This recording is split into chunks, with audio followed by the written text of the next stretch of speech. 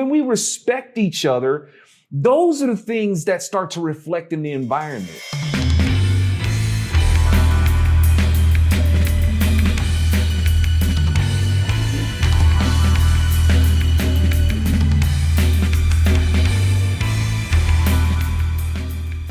What's up, folks? Welcome to the Virtue Signal. I'm Alfonzo with my buddy Bill Whittle. I'm just going to do the whole episode in a face palm position, man. I'm telling you what. Look here. Yeah. I spend. Now it's an effort to get my hand off of my face. You know, it's pretty much glued here. So lay it on me, brother. I know, right? It's like we right now we are in face palm emoji mode. And kind of one of the reasons, and you know, if you're in facepalm emoji mode, it's probably because you're sitting next to pregnant dude mode or pregnant dude emoji. But look at, man. Okay, folks, virtue signal. You know why we do this? Because we have to establish, we're trying to bring it back into the lane of what virtue is, aside from what, you know, people, you know, pervert as virtue. And this right here, Bill, I caught this with on Olive Branch Ministries, and this report is concerning the 2022 United Nations Climate Change Conference, or COP27, right? Man, perfect. And included in what they want to do, man, and they're doing this on Mount Sinai, is they want to make they're saying we're not rewriting the 10 Commandments, we're just making an addendum to it. We're reimagining them. We're doing a soft reboot of them. Thank you. How long we've been saying, Bill, is that these people live in imagination land, right?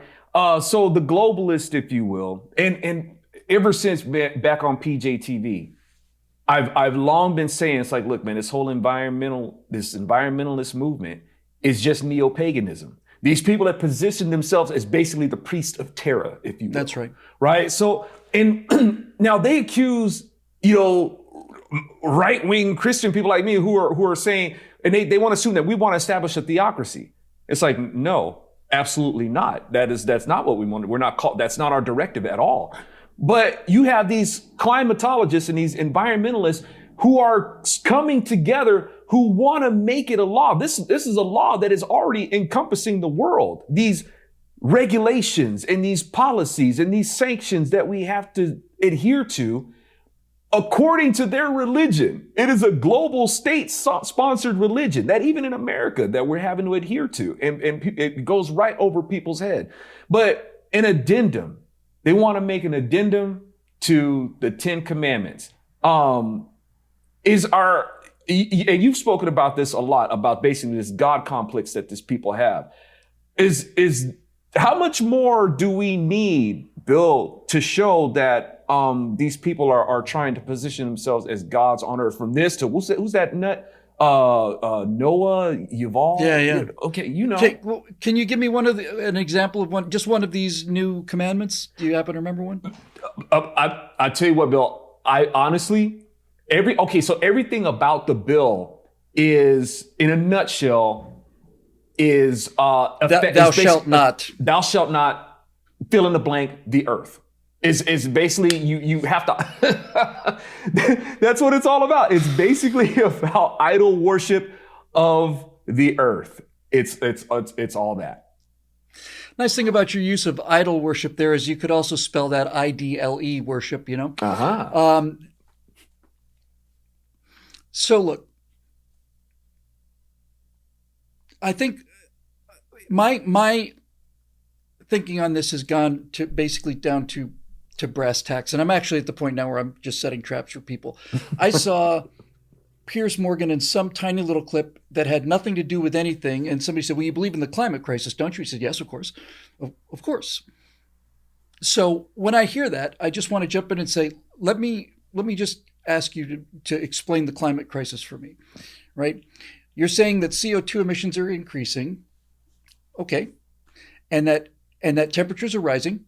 Okay. That might be true too. And it might be caused by human emissions. Go on. Well, if we let this go on much longer, the planet will die. And so we have to save the planet.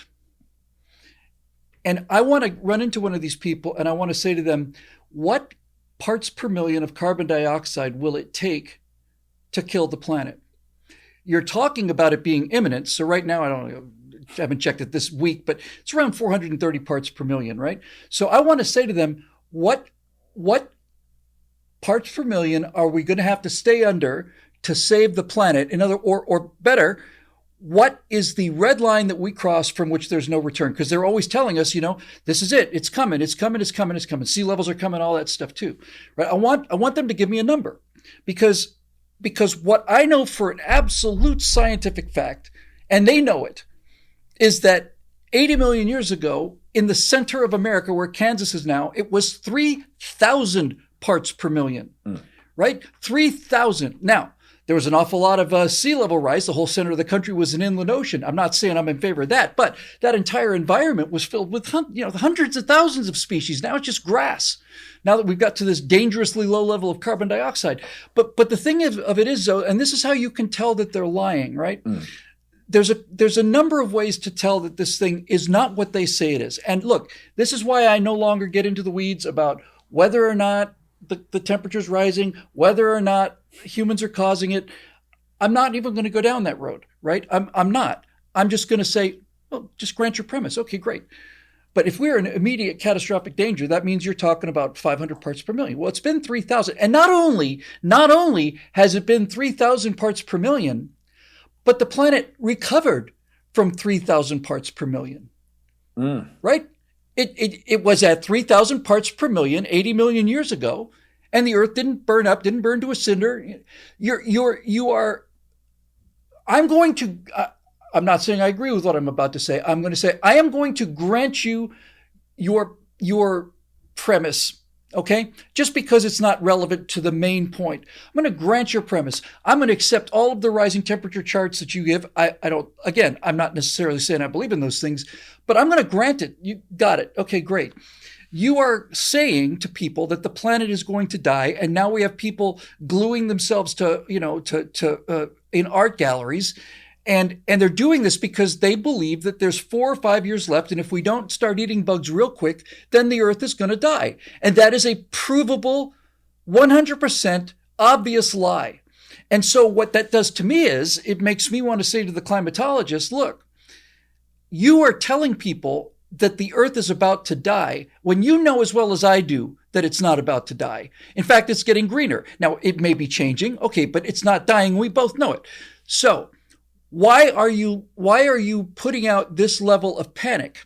The only reason you'd be putting out that level of panic is because you have a political objective. Because if you were really just doing the science, then you would tell us what Earth would look like at 500 parts per million or 700 parts per million. You would tell. You say, we would expect that we would see a sea level rise of this or so on and so forth, but no one would be talking about the planet dying. And when it went from global warming to climate change, which can be anything, right? That's the first indication that there's a scam going on, because the climate is always changing. My last day at my last day at the editing company I worked for before I went to PJTV, they had hired a new producer, and I was kind of the staff, conservative. Everybody gave my room a wide berth because they might hear something and change their mind about things. And they hired a new producer. She's a 24-year-old, woman. And I'm in the little, it's not even a cafeteria, it's a coffee room. And I'm making myself some coffee. And she comes in and not, hi, how are you? Nothing. She just said, you must be that conservative I heard about. I said, yeah. Nice to meet you.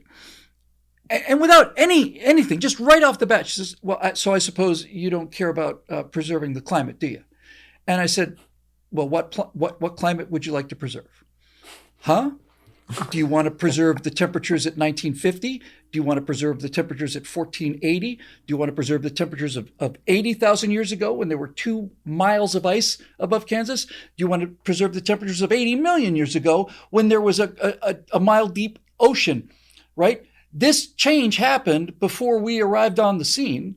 And since it's constantly in change, if you're saying to me, I'm not worried about changing the climate, the climate is a heartbeat. You're the ones that want this thing flatlined. You're the ones that want to flatline it.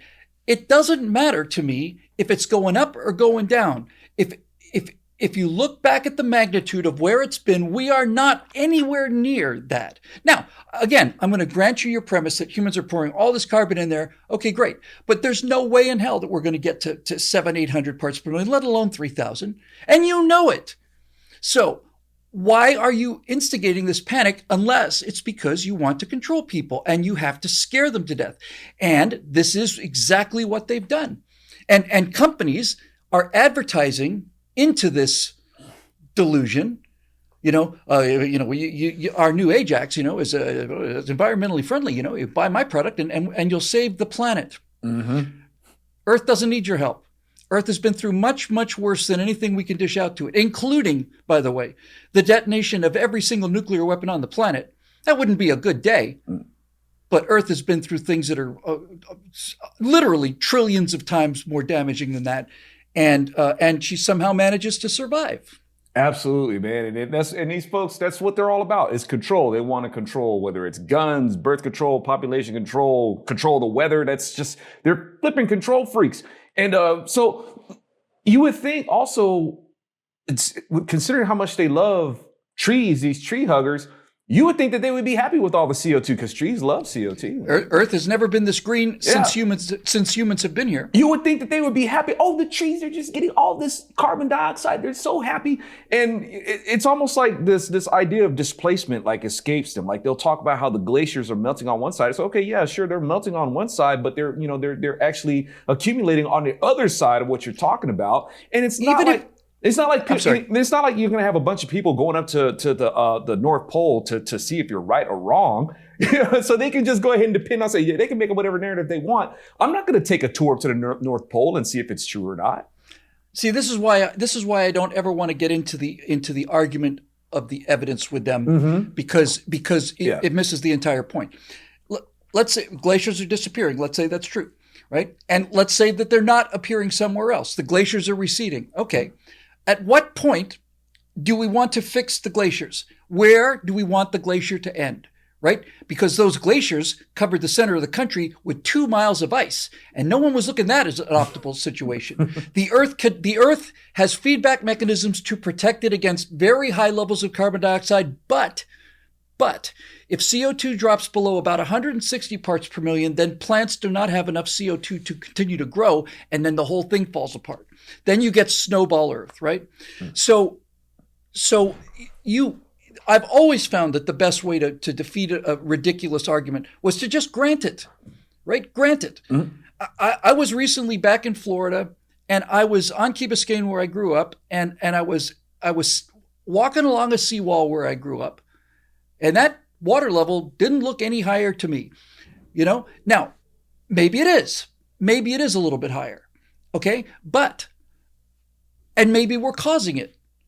But that's not killing the planet. And this is where I think people who are against this climate hysteria, I think this is where they need to stand, because otherwise they're going to present numbers and you're going to present some numbers and then it's just an argument about numbers and they win because they control the information. Right. Go right to the source. Let's say that your computer models for once are absolutely correct. Let's just say that for once you got it absolutely right. You can throw that little barb in there, But let's just say you got it right for once. Would this continued growth kill the planet? And if they say yes, then they're going to have to answer to me for 80 million years ago, 3,000 parts per million. Mm. And they can't. Yeah. They simply cannot. So all of this idea that the argument they make is, no, you don't understand. It's like a forcing issue. It's not like things are going to linearly continue to increase. It's just that if they increase just a tiny little bit more, then that'll unleash all of these other things like the methane coming out of the ocean or, all that stuff. Again, to which my reply is, okay. The Earth was at 3,000 parts per million, and it not only recovered, it overcompensated to the point where there was all of this ice. If you were living, and humans were around 50,000 years ago, there were humans, I don't know if they were on North America, I think there probably were, but there were certainly humans living all throughout Europe and Asia when those ice sheets were covering virtually all of the inhabitable land of Europe and Canada and most of the United States, right? And you're looking up at 2 miles of ice. you'd be glad to see that recede. So this is why my point, I think, is such an important one.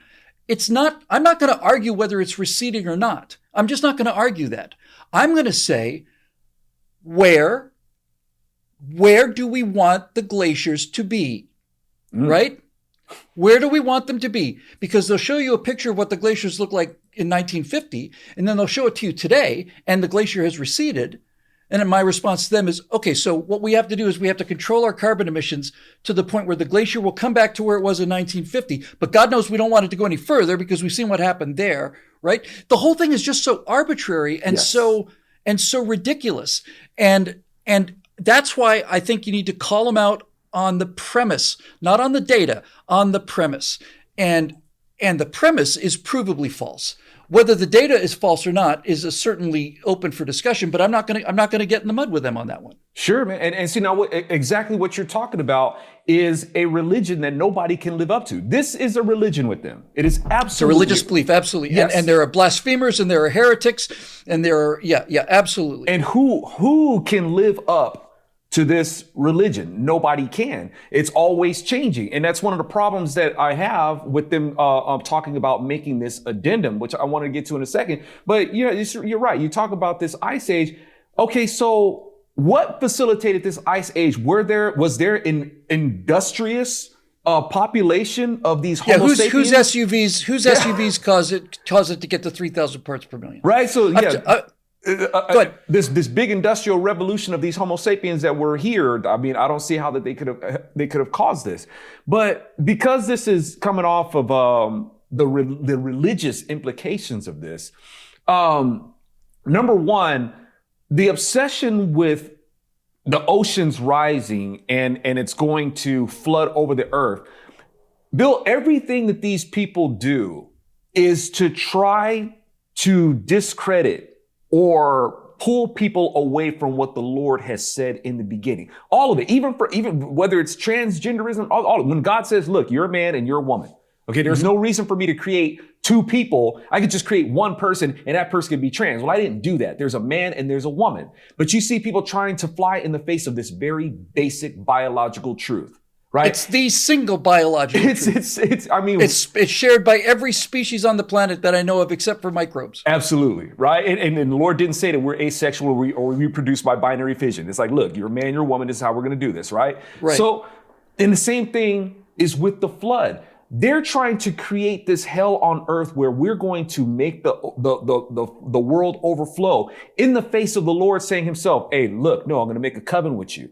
I am never going to flood the world again. The world will never be flooded over again, right? They're trying to threaten people in the face of that. So when you have these people who are trying to make this addendum, they're trying to assume that we have authority over the earth that no God does. And they try to make it like it's all the same God. And they have this commission by him to be able to, or not even commission, but can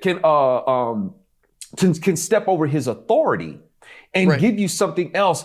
And the world is more and more going along with it. And that's why I say so much, Bill. It's like, look, folks, if you want to be trained up in this and you want to be prepared for it, read the scriptures. This ain't nothing new as far as the scriptures go. The scriptures have always warned us about this. Like this right here, for example. I'm afraid, however, that just as Eve was deceived by the serpent's cunning, your minds may be led astray from your simple and pure devotion to Christ. For if someone comes and proclaims a Jesus other than the one we proclaim, or if you receive a different spirit than the one you received, or a different gospel than the one you accepted, you put up with it way too easily.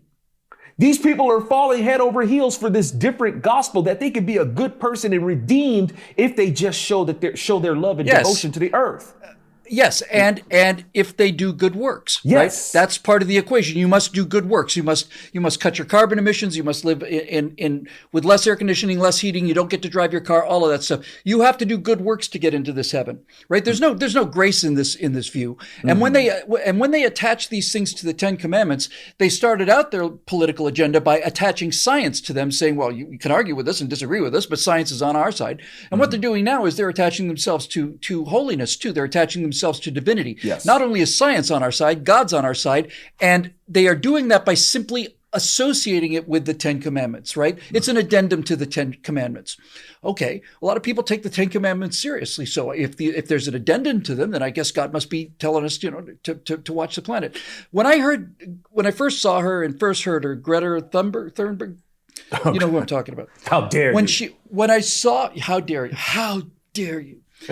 My first thought when I saw that little girl, honest to God, this was my first thought. I said to myself, she is going to live such a miserable life when none of this happens. Imagine how miserable that would be, right? I'm not saying the climate's not going to change a little bit, but Greta is not going to live to see the Earth submerged in water or catch fire, because that's not going to happen, right? It's just not going to happen.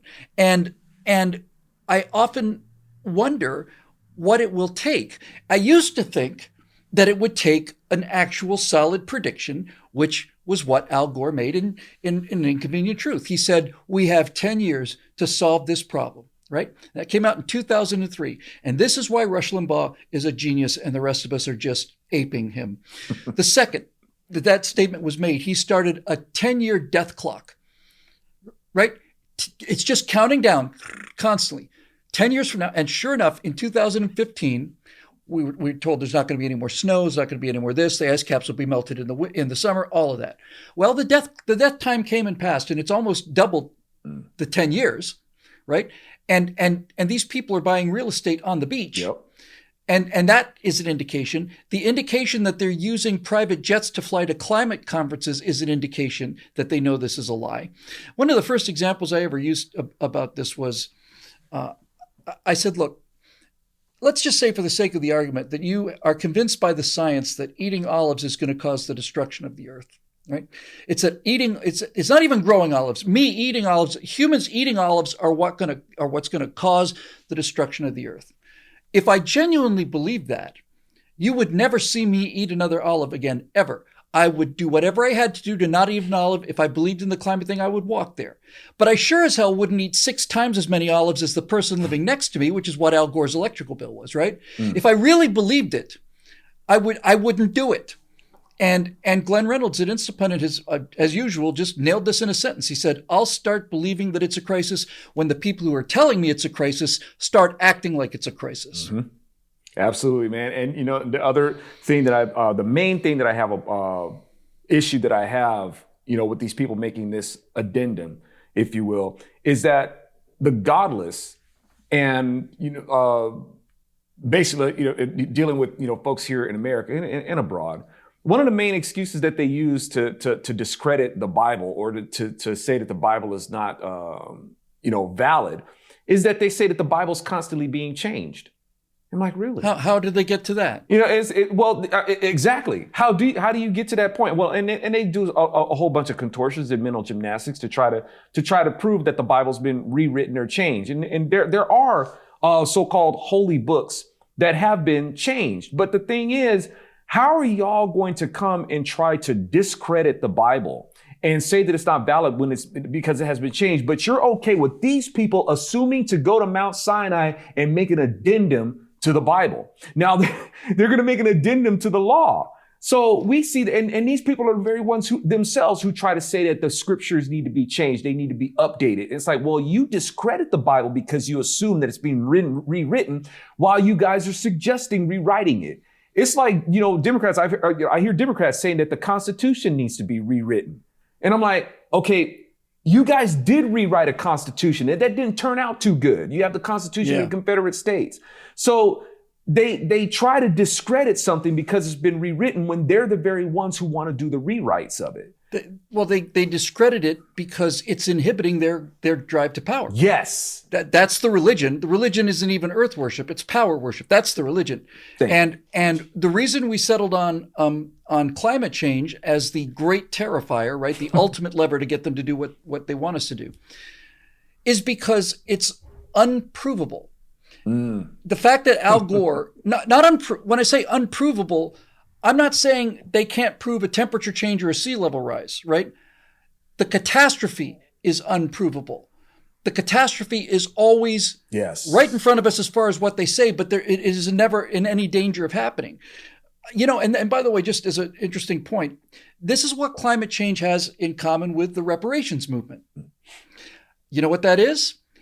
No one has ever defined what those reparations would consist of. I have never, ever heard a single person, not one, on any side of this debate say, this is what we want. They just say, we want this, and you owe us. But they never tell you what they want. They never say $180,000. They never say $17 million. They never say anything, because it would be conceivable that you could actually pay that. I'm not saying you should, but you could. Right. And so when you keep things this vague, it is a perpetual weapon. They don't want reparations. The people in charge of this thing don't want reparations, because if they got reparations, they would lose their most powerful argument. Yes. And so they have to keep complaining about the lack of reparations, but no one has ever said, ever, we want X number of dollars.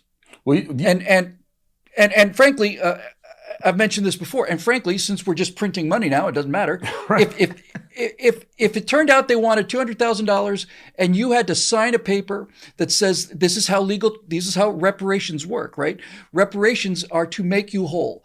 Forget the fact that these people were not directly injured. Forget the fact that the people paying for it didn't do the injuring, right? But in order to get that check for $100,000, you have to sign a document that says that by accepting this $100,000, you have now been made whole, and you no longer get to use this racist argument anymore. It's done, right? I'd be in favor of printing up a couple $2 trillion to do that. People of integrity, Black people, Hispanic people, anybody who theoretically could have qualified for this, people of integrity wouldn't take the money. But the people who do the bitching about it would. And you can solve two problems at once. You want to have a stimulus? Great. Here's your money. Now you sign a legal document, and we don't want to hear you bitching about this again. I know that's off topic from the environment thing, but it's the uncatchable boogeyman, right?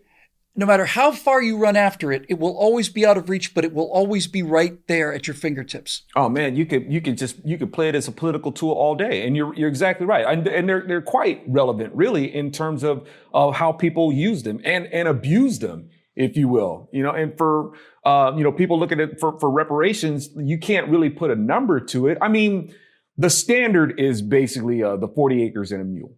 Right. We want our 40 acres and a mule. And it's like, as we've talked about before, man, it's like, look, the Republicans are the ones who facilitated that.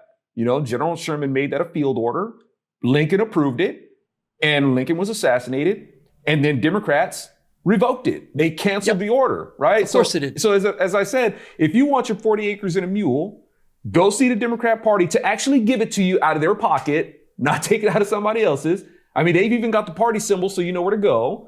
Go look to the Democrat Party for that. Yeah, don't be an ass. Yeah. Exactly. And that is shown even with to let y'all know that reparations ain't going to do anything for you. It's not going to make you happy.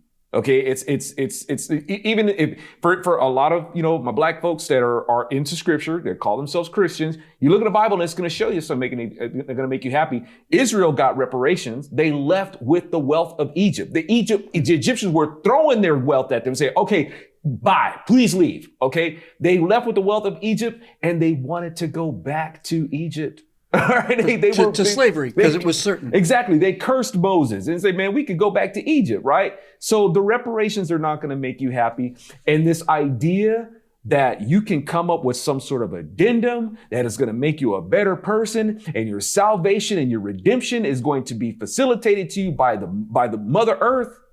And these people, they all assume that they're serving the same purpose, maybe the same God or whichever. And they're all different religions and all that sort of stuff. And they go ahead. Sorry. No, please go ahead. I was just going to say, to wrap this up, the idea of the ever receding boogeyman that you can't catch, right? So they'll always tell you that if we continue this in a century, this will happen, right? Mm. And my response to that would be, how do you know this is going to happen in a century? And they'll say, well, because that's what our computer models tell us. I say, okay, fair enough. Your computer models tell you that this will be the case in a century. So what do your computer models tell you will be the case in 5 years? Because you've modeled this out, right? you can't simply go from here to the next century. You're saying, here's what's happening on an incremental basis, and then it will get to this point. So if you know where it's going to be in 100 years, why don't you just tell us where it's going to be in 5 years?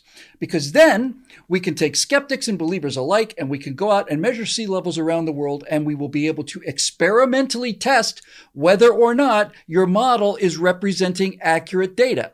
And if it isn't, then you are in a bit of trouble here. Right? That's what science is. Science isn't just taking their word for it. It's a complex subject. It's like, okay, what do the models predict for 5 years?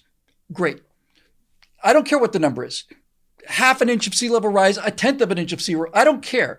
What I want to do is I want to go out and take a bunch of skeptics and a bunch of true believers, come to agreement on what sea levels are right this second, right? And then I want to compare that in a reasonable time frame that is reachable. In other words, I want to put a wall in front of that boogeyman beyond which he cannot run, right? He gets to run to the 5-year wall, not the 100-year wall, because we'll never catch him. He gets to run to the 5-year wall, and then we get to see whether or not they're accurate or whether or not whether or not their models work. Yes. And that's why the fact that they won't do that is about as good as evidence as you can find that they're fully aware of what they're selling. Absolutely, man. And that's that'd be a test I could subscribe to. And the thing is, these people are talking about, this love for the earth. Folks, if you want to love the earth, the best way to do that or show respect for your environment and stuff like if you can't have respect for people first, if you try to respect the earth person first, you're going to do people dirty. People are going to be miserable. And that's why you have so many people, in these places where there's such a high concentration of all this earth worship and stuff like that. They're miserable people because they're doing it in a reverse order. They love to. And they believe humans are a cancer on the planet and Yes. they're humans. They think that the best thing I can do morally is to off myself. Yeah, well, or somebody else off themselves because they're every time I hear that, I say, you go first. You go first. And then we'll follow your example maybe. We'll think it over. I mean, not that we're, encouraging that, but I'm just saying, hey, practice what you preach. Since you guys Absolutely. are going to be lead the way, man. Yes. Lead the way. If you guys are going to be religious about it, go ahead and handle it. But, the thing is, you have these different people. And whether science is their religion or whether the religion is coming from another part of the world, they've kind of duped themselves into thinking that it's all the same thing, and it's not. The Lord himself is like, look, man, I am the way. All right. I am the way, not your religion, not religion. I period. And I'm not going to come to you as one person and give each one of you a different message. I'm not going to do that. My message is always going to be consistent because I am one person. And, but you have these people who are going to do that. And the commandment consolidated is right here. Love the Lord your God with all your heart, mind, and strength. And then from there, love your neighbor as yourself. And when you love your neighbor, you'll do things like, hey, you know what? Maybe I should pick up my trash. Yeah. And maybe I should even pick up his trash. Exactly. Not forever, but just as an example. Yeah. Say, hey, maybe you skipped a day or something like that. And when we respect each other, those are the things that start to reflect in the environment. But these people are doing it, butt backwards, man. It's just totally backwards. And this is how we have so many problems. So folks, this stuff is coming down the pipe. This is the stuff that they are looking to rule over us. It's the ultimate weapon. And it's happening, but it may not be too late to push back, and that's what we try to do here at the Virtue Signal. See what we can do to kind of, rah-rah y'all a little bit, to ammo you up a little. Yeah. Thank you, man. That's exactly what we're trying to do. And we hope that we are useful in that. And we hope that you appreciate it because we sure appreciate you guys watching over here at the Virtue Signal. And, boogie on over to BillWhittle.com. Become a supporter. Work that share button. Do the tweets and the gabs and the Facebooking and all that sort of stuff. Hit all the buttons. Hit all the buttons, baby. All right. For Bill Whittle, I'm Alfonzo Rachel. Virtue Signal. See you guys next time.